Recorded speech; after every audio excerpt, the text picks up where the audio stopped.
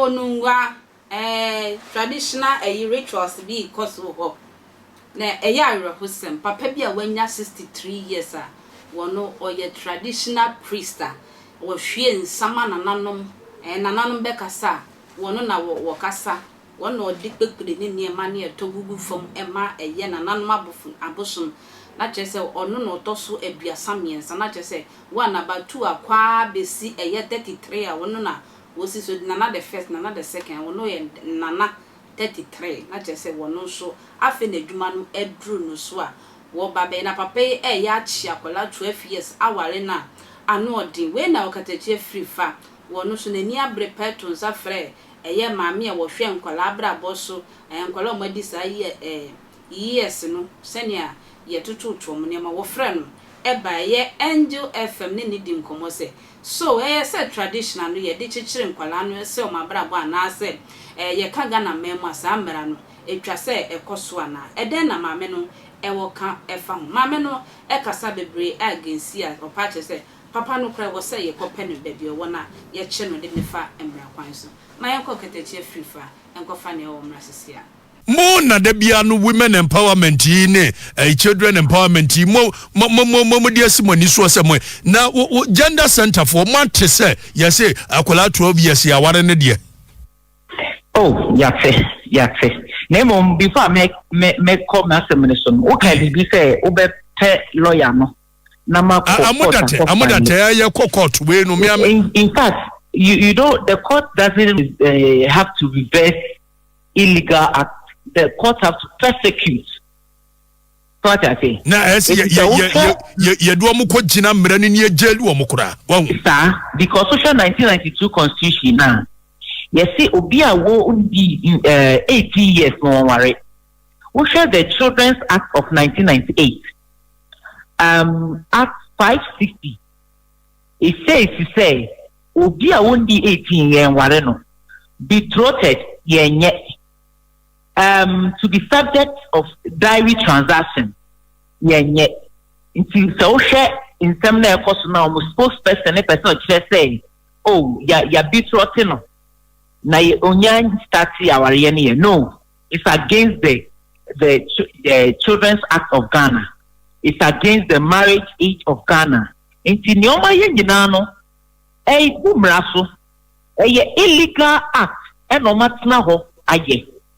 Na we me who say eba efa emane enkolans emamba ho sema na society ni feel say ye dey you to me see be decide ama wo o hwe senia spokesperson e kata na it's even a privilege say girl ne kwa wo so man na nije if you say ye choose spokesperson wo hefa was it there by in what spokesperson was it there by ya girl should feel privileged said there so no so o mayi ni so no na nko ware papa 63 years ya na boji say great 70 you know so for me conversation no AI say as the obadie oni to be so ka say adie die mempe akola 12 years onyini won to me nyini say ko bisa no say ade na ye o no tiasie on tiasie because some much no 6 years. It's for the past 6 years, no. Go through emotional, psychological torture. All in the name of grooming. At the age of 6. 6, yes. And almost rituals. It's when the spokesperson said, the empty omodi we ni ba monteno. Send the bear be a man. Now was so a virgin. Na mi bisa say omu no mbe decide so baby nya virgin san wa ware ana so ba no what to me so decide man ho say me pese me ye virgin san na maware so wono papa kokora no pe eye ni feel ye na wo pe virgin dia tia no eno na wo mo akofo obi ba 6 years yes ani ya tete no 6 years no because ye tete no amena be ware papa pani sir Sano mo ya de no na se say no ye as gender for ne de ye ni ministry aye adwuma ya ye ho amamra na ba se say ye Prime Minister of Chieftaincy and Religious Affairs Asabi chieftaincy and religious affairs in here Asamoah Boateng.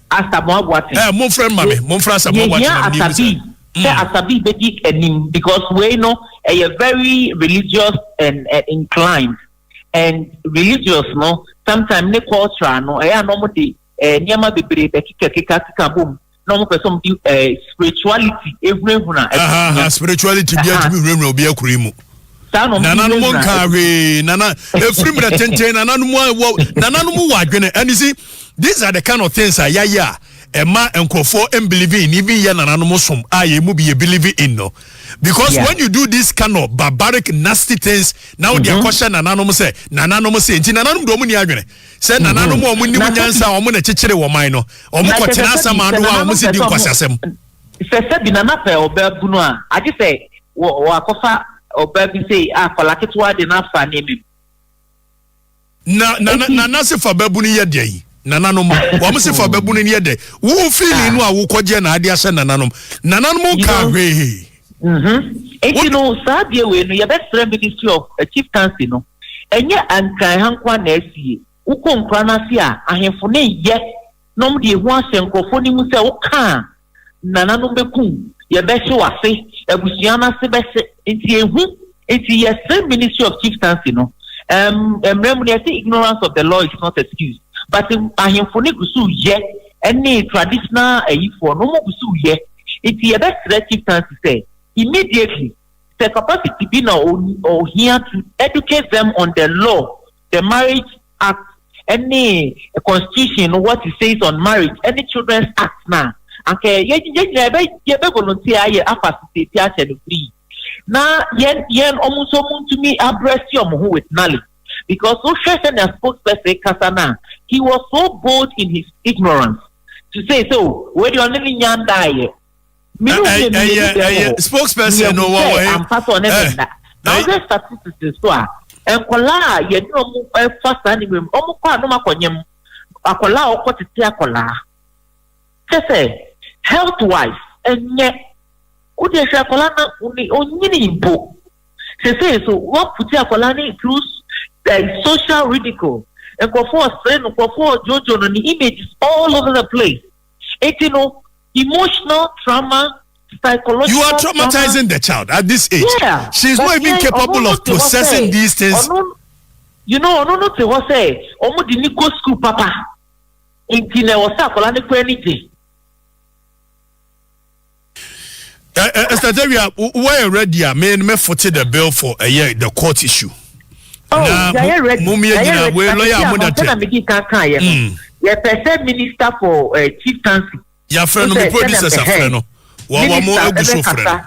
Gender minister enso ebem na yehwe Madam Hawa Kusin ono ye caretaker minister e wo gender ministry ho. Nti Madam Hawa we ye hia woni e den no wa ha. Ni e fanti akola yi nti eyi. Na Ghana police nso ye bo mabaso.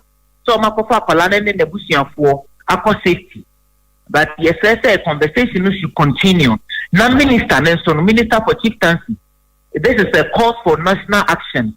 Now, capacity building for all the chiefs and the traditional leaders. Say, it is not right. This is what the law says. You can take care of the child, educate the child and everything. Oh, yes, traditional leader now show pro mania. And yeah, anything new. And I was said, yeah. It's not just take advantage of it. Now, the caucus of Wariapalan. Now I take Akolani through Niama no crowd and say, why now and then I'll call your own country. Akola imagine crazy. What they make for all this torture.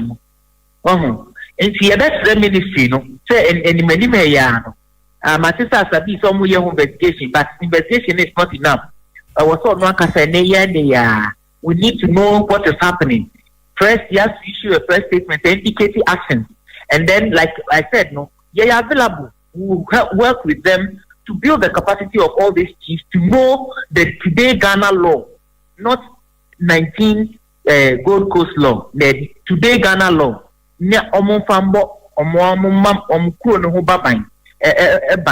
Aya na traditions near many bi ho aya na e ha adwen na papa 63 years into obehwe nyame anim pa a chichira akole ya to 7 ha ekwentu aya na ne mabisa aya na ne kaya medi me fa kwanya we so achi sister munene mahwefo ewo abrochi ma Juliana ene me ma me Helena me chia obi bia ekwentu amakra